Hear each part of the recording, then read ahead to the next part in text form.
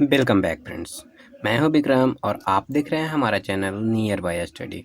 और आज के इस वीडियो में मैं आप लोगों के लिए फिर से लेकर आ गया हूं बिहार एसएससी का। जी हाँ, तो बिहार एसएससी का मॉडल प्रैक्टिस सेट नंबर 6, जिसमें हम 75 क्वेश्चन करने वाले हैं जीके और जीएस के। जी हाँ दोस्तों, जीके और जीएस के 75 क्वेश्चन करने वाले हैं। तो दोस्तों, ये वीडियो में आगे बढ़ने से पहले मैं आपको बता दूं, अगर आपने हमारे चैनल नियर बाय स्टडी को अभी तक सब्सक्राइब नहीं किया है तो नीचे के दिए गए रेड बटन को दबाकर आप हमारे चैनल को सब्सक्राइब कर लीजिए, साथ ही साथ बगल वाले बेल आइकन को भी प्रेस कर दीजिए ताकि लेटेस्ट वीडियो का नोटिफिकेशन सबसे पहले आप लोगों को मिल सके। और साथ ही साथ दोस्तों, अगर ये वीडियो आप लोगों को अच्छा लगे तो इस वीडियो को लाइक कर दीजिएगा और ज़्यादा से ज़्यादा लोगों को शेयर भी जरूर कर दीजिएगा ताकि हर किसी को ये वीडियो मिल सके और हेल्पफुल हो सके। और दोस्तों, इस वीडियो को देखने के बाद अगर आपको कोई सूचना या सुझाव या फिर शिकायत हो तो आप कमेंट बॉक्स में जाकर कमेंट जरूर करें ताकि हमें भी पता चल सके हमारे वीडियो में क्या समस्याएं आ रही है। तो चलिए दोस्तों, समय को न गवाते हुए स्टार्ट करेंगे पहले क्वेश्चन से।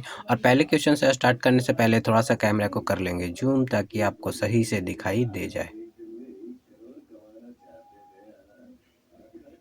चलिए, इतना में आप लोगों को अच्छे से दिख जाएगा। तो सबसे पहला क्वेश्चन जो है, जी हाँ, तो हमारा सबसे पहला क्वेश्चन जो है, कहा जा रहा है किस मुगल शासक ने, जी हाँ, तो किस मुगल शासक ने साहू को मुक्त किया था। जी हाँ दोस्तों, ध्यान दीजिएगा, साहू को मुक्त किया था। तो किसने मुक्त किया था? तो मुअज्जम ने। जी हाँ, तो मुअज्जम ने जो है साहू को मुक्त किया था। हमारा अगला प्रश्न है, किसान कॉल सेंटर कब बनाया गया? जी हाँ, तो ध्यान दीजिएगा, किसान कॉल सेंटर जो है वो कब बनाया गया? तो किसान कॉल सेंटर जो है वो जनवरी 2004 में बनाया गया। ध्यान दीजिएगा, जनवरी 2004 में किसान कॉल सेंटर बनाया गया। हमारा अगला प्रश्न है, जी हाँ, तो हमारा अगला प्रश्न है, भारत में सबसे ज़्यादा रबर उत्पादन करने वाली राज्य कौन सी है? तो भारत में सबसे ज़्यादा रबर उत्पादन करने वाली राज्य कौन सा है?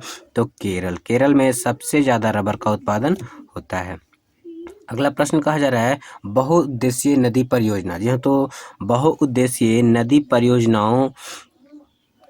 परियोजनाएं आधुनिक भारत के मंदिर हैं। जी हाँ, तो आधुनिक भारत के मंदिर है। किस नेता के द्वारा यह तुलना की गई थी? तो ये तुलना जो है आपको पंडित जवाहरलाल नेहरू के द्वारा किया गया था। जी हाँ, तो इसकी तुलना जो है वो पंडित जवाहरलाल नेहरू के द्वारा किया गया था। हमारा अगला प्रश्न जो है, कहा जा रहा है महात्मा गांधी, सॉरी दोस्तों, हिस्टोरिका नामक प्रसिद्ध रचना किसकी है? जी हाँ, तो हिस्टोरिका पुस्तक जो है किसने लिखी है? तो हेरोडोटस ने। जी हाँ, तो हेरोडोटस ने जो है हिस्टोरिका नामक पुस्तक को लिखी है। हमारा अगला प्रश्न है, भारत में पहला एम्स कहाँ खोला गया? जी हाँ, तो पहला एम्स कहाँ खोला गया?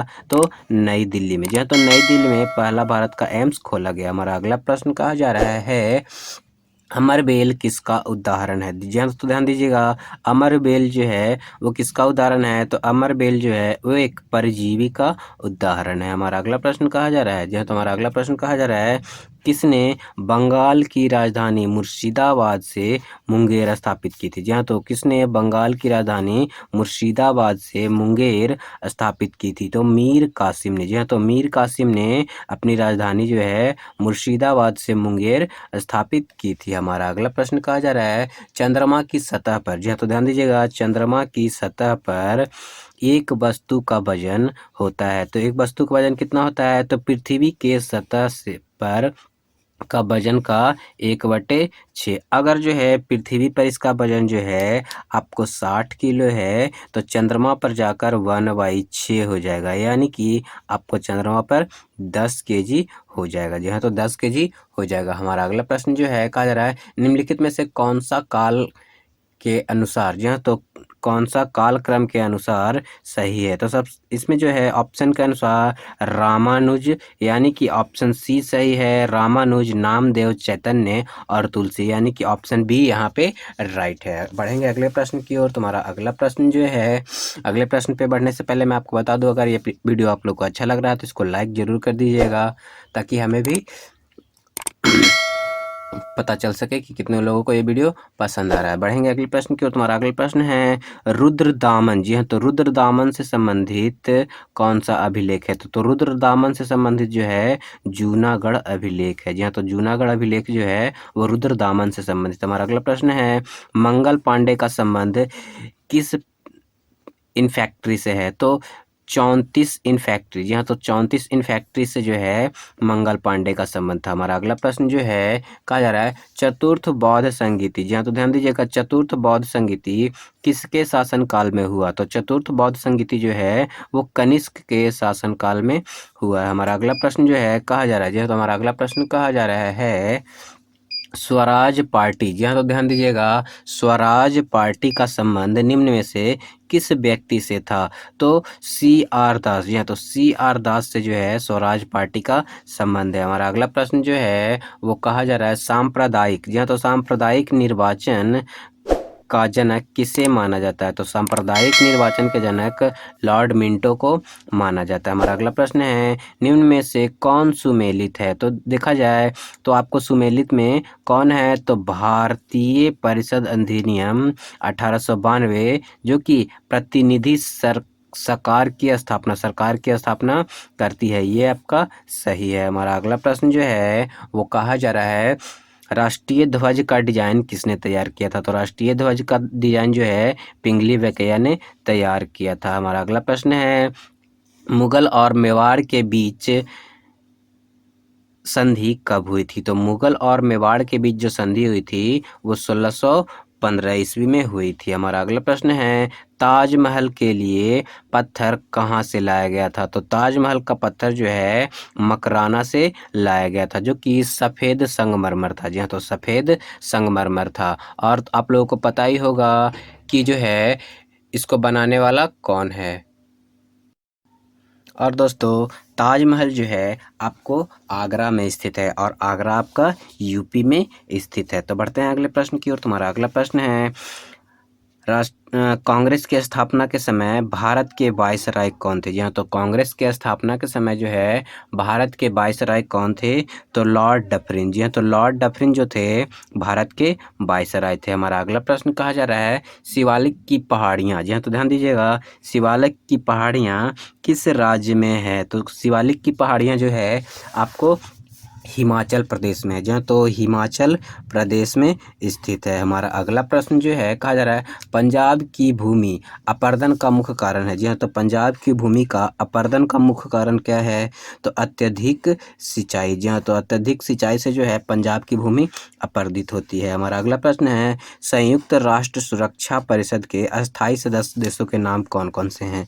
तो अस्थायी सदस्य के देशों के नाम हैं आपके संयुक्त राज्य अमेरिका, रूस, यूके, फ्रांस और चीन, जी हाँ, तो संयुक्त राज्य अमेरिका, रूस, यूके और फ्रांस जो है वो आपके संयुक्त राष्ट्र सुरक्षा परिषद के अस्थायी सदस्य हैं। हमारा अगला प्रश्न है GST कानून लागू करने वाला पहला राज्य कौन सा है? जी हाँ, तो GST कानून लागू करने वाला पहला राज्य कौन सा है? तो असम है, जी हाँ, तो असम जो है GST कानून लागू करने वाला पहला राज्य है। हमारा अगला प्रश्न है भारत की सबसे पुरानी पर्वत श्रृंखला कौन सी है? तो सबसे पुरानी पर्वत श्रृंखला जो है वो अरावली है, जी हाँ, तो अरावली है और इसकी सबसे ऊंची चोटी जो है वो गुरु शिखर है, जी हाँ, तो सबसे ऊंची चोटी गुरु शिखर है। हमारा अगला प्रश्न है दास कैपिटल, जी हाँ, तो दास कैपिटल के लेखक कौन है? तो दास कैपिटल के लेखक जो हैं वो आपके कार्ल मार्क्स हैं। हमारा अगला प्रश्न है कहा जा रहा है अरब सागर में स्थित भारत के द्वीप समूह का नाम बताएं।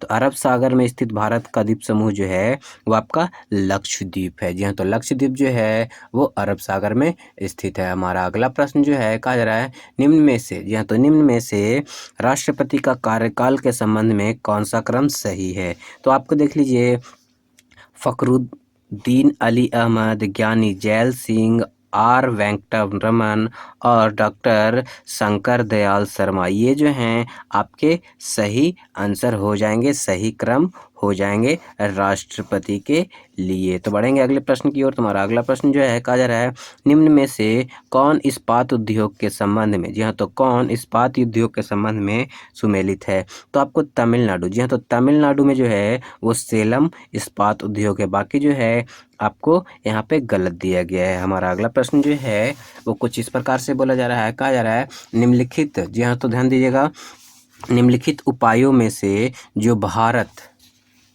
जी हाँ दोस्तों, निम्नलिखित उपायों में से जो भारत के भुगतान के लिए संतुलन के को सुधारने की मदद नहीं कर सकता है वो क्या है? तो निर्यात पर उच्च सीमा शुल्क जो है वो मदद नहीं कर सकता है, बल्कि रुपया का अवमूल्यन, आयात पर उच्च शुल्क लगाने, आयात प्रस्थान के प्रोत्साहन, ये तीनों ही आपके सही हैं, लेकिन ये बी वाला आपका गलत है। हमारा अगला प्रश्न जो है कहा जा रहा है निम्न में से कौन सा सुमेलित है? तो जैसे कि देख लीजिए, सुमेलित के तौर पे बोला जा रहा है तो काजीरंगा, जी हाँ, तो काजीरंगा जो हो जाएगा वो आपको असम में हो जाएगा। जी हाँ, तो काजीरंगा असम में हो जाएगा। बांधवगढ़ जो है आपको मध्य प्रदेश में हो जाएगा। उसके बाद नंदनकानन जो है आपका उड़ीसा में हो जाएगा, और मेलघाट जो है वो आपका महाराष्ट्र में हो जाएगा। बढ़ते हैं अगले प्रश्न की ओर। तुम्हारा अगला प्रश्न जो है कहा जा रहा है दूध सागर जलप्रपात, ध्यान दीजिएगा, दूध सागर जलप्रपात कहाँ स्थित है? तो ये आपका गोवा में स्थित है। यह तो दूध सागर जलप्रपात गोवा में स्थित है। हमारा अगला प्रश्न है क्षेत्रफल की दृष्टि से भारत का सबसे बड़ा राज्य कौन सा है? तो क्षेत्रफल की दृष्टि से सब भारत का सबसे बड़ा राज्य जो है और राजस्थान है। और सबसे छोटा अगर बोला जाए, जी हाँ दोस्तों, छोटा अगर बोला जाए कि छोटा राज्य कौन सा है, तो आप लोगों को पता ही होगा, सबसे छोटा राज्य जो है वो आपका गोवा है। हमारा अगला प्रश्न है नामचिक, जी हाँ, तो ध्यान दीजिएगा, नमचिक नमफुक, ध्यान दीजिएगा, नमचिक नमफुक कोयला क्षेत्र कहाँ है? तो ये आपका अरुणाचल प्रदेश में है। जी हाँ, तो ये अरुणाचल प्रदेश में स्थित है। बढ़ेंगे अगले प्रश्न की ओर। तो हमारा अगला प्रश्न जो है वैश्वीकरण का क्या तात्पर्य है? जी हाँ, तो वैश्वीकरण का क्या तात्पर्य है? तो इसका तात्पर्य है अपनी, जी हाँ, तो अपनी अवस्था और विश्व की अवस्था में सामंजस्य स्थापित करना। जी हाँ, तो असमंजस स्थापित करना जो है वो वैश्वीकरण का तात्पर्य है। बढ़ेंगे अगले प्रश्न की ओर। तुम्हारा अगला प्रश्न बोला जा रहा है भ्रष्टाचार का नियंत्रण, जी हाँ, तो भ्रष्टाचार का नियंत्रण करने के लिए भारत सरकार का संगठन कौन सा है? तो भारत सरकार का जो संगठन है वो है केंद्रीय सतर्कता आयोग। जी हाँ, तो केंद्रीय सतर्कता आयोग जो है भ्रष्टाचार को नियंत्रित करने का एक आपका जो है संगठन है। बढ़ेंगे अगले प्रश्न की ओर। तो हमारा अगला प्रश्न जो है कहा जा रहा है निम्न में से, ध्यान दीजिएगा दोस्तों, निम्न में से कौन सा मंडल सर्वाधिक गर्म होता है? तो क्षोभ मंडल जो है वो सबसे गर्म मंडल है। जी हाँ, तो क्षोभ मंडल सबसे गर्म मंडल है। और आयन मंडल, समताप मंडल में ही आपका ओजोन परत स्थित है। बढ़ेंगे अगले प्रश्न की ओर। तुम्हारा अगला प्रश्न है कर्क रेखा किस राज्य से होकर नहीं गुजरती है? तो कर्क रेखा जो है उड़ीसा से होकर नहीं गुजरती है, बल्कि कर्क रेखा भारत के 8 राज्यों से होकर गुजरती है। बढ़ेंगे अगले प्रश्न की ओर। तुम्हारा अगला प्रश्न जो है कहा जा रहा है उत्तराखंड, उत्तर प्रदेश, बिहार, पश्चिम बंगाल और सिक्किम की सीमाएं किस देश से मिलती है? तो ये सारे राज्य जो हैं उसकी सीमा नेपाल से मिलती है। जी हाँ, तो नेपाल से मिलती है। हमारा अगला प्रश्न जो है कहा जा रहा है भारत में पहली रेलवे टर्मिनल, ध्यान दीजिएगा दोस्तों, भारत में पहली रेलवे टर्मिनल कौन सी थी? तो भारत में सबसे पहली रेलवे टर्मिनल जो थी वो बोरी बंदर थी। जी हाँ, तो बोरी बंदर रेलवे टर्मिनल जो थी सबसे पहली रेलवे टर्मिनल थी। बढ़ेंगे अगले प्रश्न की ओर। तुम्हारा अगला प्रश्न जो है कहा जा रहा है दक्षिण पश्चिम मानसून, ध्यान दीजिएगा, दक्षिण पश्चिम मानसून के समय आर्द्र पवनें कहाँ बहती है? तो ये जो है समुद्र से स्थल की ओर बहती है। जहाँ दोस्तों दक्षिण पश्चिम मानसून के समय जो है आर्द्र पवनें जो समुद्र से स्थल की ओर बहती है। हमारा अगला प्रश्न जो है कहा जा रहा है हीराकुंड, जी हाँ, तो हीराकुंड नदी परियोजना किस नदी पर है? तो हीराकुंड जो है वो महानदी पर स्थित है। हीराकुंड जो है सबसे लंबा जो है आपका नदी परियोजना है। हमारा अगला प्रश्न जो है कहा जा रहा है वनों, जी हाँ, तो वनों का वितरण को दिखाने वाले मानचित्र में है। जी हाँ, तो मानचित्र क्या है? तो थीमेटिक, जी हाँ, तो थीमेटिक मैप जो होता है, थीमेटिक मानचित्र जो होता है जिससे वनों के वितरण को दिखाया जाता है। हमारा अगला प्रश्न जो है वो कहा जा रहा है कौन सी, जी हाँ, तो कौन सी 2 नदियाँ अरब सागर में गिरती है? तो 2 नदियाँ जो हैं वो नर्मदा और ताप्ती, जी हाँ दोस्तों, ध्यान दीजिएगा, नर्मदा और ताप्ती नदी जो है वो अरब सागर में गिरने वाली 2 नदियाँ हैं। उसके बाद जो है कहा जा रहा है एस्ट्रोलॉजी, जी हाँ, तो एस्ट्रोलॉजी किसके अध्ययन से संबंधित है? तो एस्ट्रोलॉजी जो है वो कृषि विकास, जी हाँ, तो ध्यान दीजिएगा, एस्ट्रोलॉजी जो है एग्रोस्टोलॉजी, सॉरी दोस्तों, यहाँ पे लिखा हुआ है एग्रेस्टोलॉजी किससे संबंधित है? तो ये कृषि से संबंधित है। हमारा अगला प्रश्न है, कर्नाटक और महाराष्ट्र में अवस्थित पश्चिमी घाट को क्या कहते हैं? जी हाँ, तो कर्नाटक एवं महाराष्ट्र में स्थित पश्चिमी घाट को क्या कहते हैं? तो इसे सह्याद्री कहते हैं। जी हाँ, तो सह्याद्री कहते हैं। हमारा अगला प्रश्न है, राजनीति से धर्म कभी अलग नहीं हो सकता, यह शब्द किसने कहे हैं? तो ये जो है आपके महात्मा गांधी ने कहा है। जी हाँ, तो महात्मा गांधी ने कहा है राजनीति से धर्म कभी अलग नहीं हो सकता है। इसको कहने वाले कौन थे? तो महात्मा गांधी थे। हमारा अगला प्रश्न है, शिक्षा का अधिकार अधिनियम भारत में कब लागू हुआ? तो शिक्षा का अधिकार अधिनियम जो है भारत में 2009 ईस्वी में लागू हुआ। हमारा अगला प्रश्न है, जी हाँ, तो ध्यान दीजिएगा, तीन ओर से सागर से घिरे हुए भूभाग को क्या कहा जाता है? तो तीन ओर से सागर से घिरे हुए भाग को आपके प्रायद्वीपीय कहा जाता है, और भारत का जो दक्षिणी हिस्सा है वो प्रायद्वीपीय हिस्सा है। बढ़ेंगे अगले प्रश्न की ओर। तुम्हारा अगला प्रश्न है, लोकतंत्र का सबसे बुनियादी परिमाप क्या है? तो सबसे बुनियादी परिमाप जो है नागरिकों के प्रति जवाबदेही, ये सबसे बुनियादी परिमाप है। तो दोस्तों ये था जीके का क्वेश्चन। अब हम लोग देखने वाले हैं दोस्तों जीके का क्वेश्चन, और अब देखने वाले हैं हम लोग जीएस का क्वेश्चन, यानी कि जनरल साइंस का क्वेश्चन देखने वाले हैं। तो दोस्तों सबसे पहला क्वेश्चन है, कहा जा रहा है विद्युत प्रतिरोध को मापने की इकाई क्या है? तो विद्युत प्रतिरोध को मापने की इकाई जो है वो आपका ओम है। जी हाँ, तो ओम है। अगला है, प्रकाश की तरंग का सिद्धांत किसने दिया? जी हाँ, तो प्रकाश की तरंग का सिद्धांत जो है वो किसने दिया है? तो प्रकाश की तरंग का सिद्धांत जो है वो हाइजेन ने दिया है। हमारा अगला प्रश्न है, पोलियो तथा चेचक, जी हाँ, तो ध्यान दीजिएगा, पोलियो तथा चेचक की बीमारी होने का कारण क्या है? तो पोलियो तथा चेचक होने की बीमारी का कारण जो है वो आपका विषाणु है। जी हाँ, तो विषाणु के कारण पोलियो तथा चेचक होता है। बढ़ेंगे अगले प्रश्न की ओर। तो हमारा अगला प्रश्न जो है वो कहा जा रहा है, जी हाँ, तो हमारा अगला प्रश्न जो है कहा जा रहा है, इनमें से कौन सी मछली नहीं है? ध्यान दीजिएगा दोस्तों, इनमें से कौन सी मछली नहीं है? तो इलेक्ट्रिक रे, जी हाँ, तो इलेक्ट्रिक रे जो है ये एक कोई मछली नहीं बल्कि इलेक्ट्रिक रे तरंग को कहते हैं। और शार्क, रोहू और व्हेल, ये तीनों ही आपकी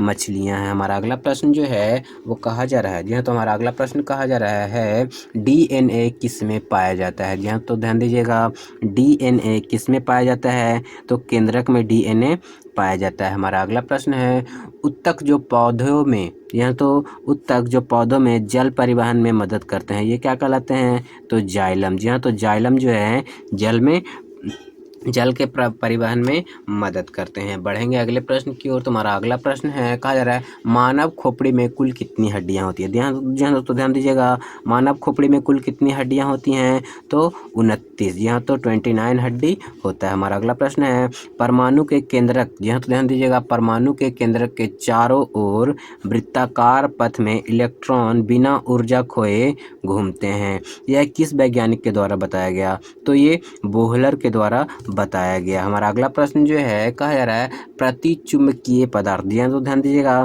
प्रतिचुंबकीय पदार्थ की चुंबकीय प्रकृति कैसी होती है? तो इसकी चुंबकीय प्रकृति जो है वो धनात्मक होती है। हमारा अगला प्रश्न है, सिरके यानी कि नींबू व दही में पाया जाता है, तो सिरके, नींबू, दही में आपका अम्ल पाया जाता है। हमारा अगला प्रश्न जो है कहा जा रहा है कांच का गहरा नीला रंग, जी हाँ, तो कांच का गहरा नीला रंग किस कारण से होता है? तो क्वार्ट ऑक्साइड के कारण। जी हाँ, तो क्वार्ट ऑक्साइड के कारण जो है कांच का गहरा नीला रंग होता है। हमारा अगला प्रश्न जो है कहा जा रहा है, जब एक बस अचानक चलना शुरू करती है तो बस के अंदर बैठे यात्री पीछे की ओर यानी कि पीछे की तरफ धक्का लगता है, यह उदाहरण न्यूटन के किस नियम को दर्शाता है? तो ये जो है आपका न्यूटन के गति के पहला नियम को दर्शाता है, जिसे जड़त्व का नियम भी कहा जाता है। जी हाँ, तो जड़त्व का नियम भी इसे कहा जाता है, जिसे गैलीलियो ने सत्यापित किया था। हमारा अगला प्रश्न जो है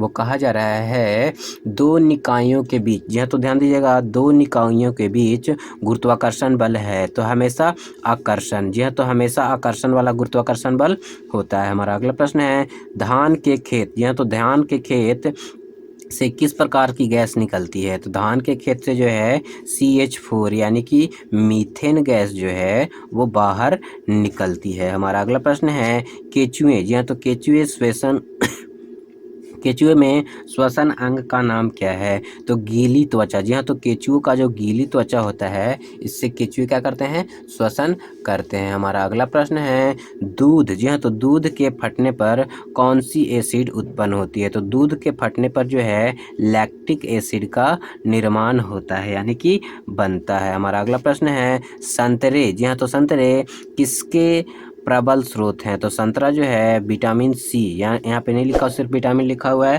तो संतरा जो है विटामिन सी का प्रबल स्रोत है। हमारा अगला प्रश्न जो है, जी हाँ, तो हमारा अगला प्रश्न जो है वो कहा जा रहा है। जी हाँ, तो क्या कहा जा रहा है? तो अगले प्रश्न में है इनमें से कौन सा रोग मच्छरों से होने वाला रोग नहीं है? जी हाँ, तो ध्यान दीजिएगा, मच्छर से होने वाला रोग नहीं है। तो मच्छर से आपका घेंघा रोग नहीं होता, बल्कि डेंगू बुखार, मलेरिया, फाइलेरियसिस, तो फाइलेरियसिस, इस तीनों बीमारियां जो हैं वो मच्छरों से होने वाला एक रोग है। हमारा अगला प्रश्न जो है, जी हाँ, तो हमारा अगला प्रश्न बोला जा रहा है एक तत्व की द्रव्यमान संख्या 32 है तथा परमाणु संख्या 16 है, तो इसके परमाणु में न्यूट्रॉनों की संख्या कितनी हो जाएगी? तो इसके परमाणु में न्यूट्रॉनों की संख्या जो है आपका 16 हो जाएगा।